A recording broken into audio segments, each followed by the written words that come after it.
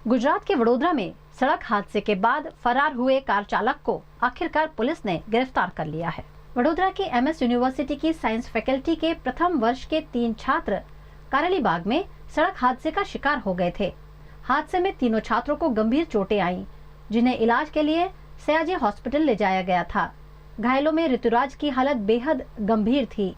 इलाज के दौरान उसकी मौत हो गई, जबकि अन्य 2 छात्रों का उपचार जारी है।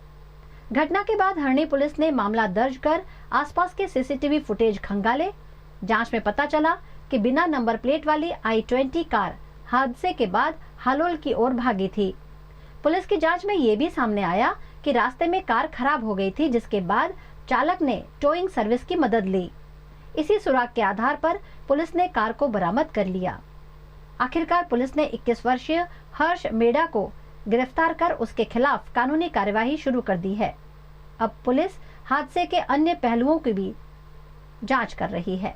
गई तारीख 13/7 रात्रिना 1 वाग्याના અરસામાં એક અમિતનગર રોડ ઉપર 4 વ્હીલ ગાડી જે નંબર વિનાની હતી તેણે 2 વ્હીલમાં 3 ચાલકો હતા તેને ટક્કર મારેલી અને હિટ એન્ડ રન કરી અને નાસી ગયેલ હતો। તેમાં સુજલભાઈ ચૌહાણ છે તેણે પોતાની ફરિયાદ આપેલી હતી અને 3 વ્યક્તિઓને હોસ્પિટલાઇઝ કરવામાં આવ્યા હતા। એમાં ઋતુરાજ સિંહ છે સારવાર દરમિયાન એક્સપાયર થયેલ છે।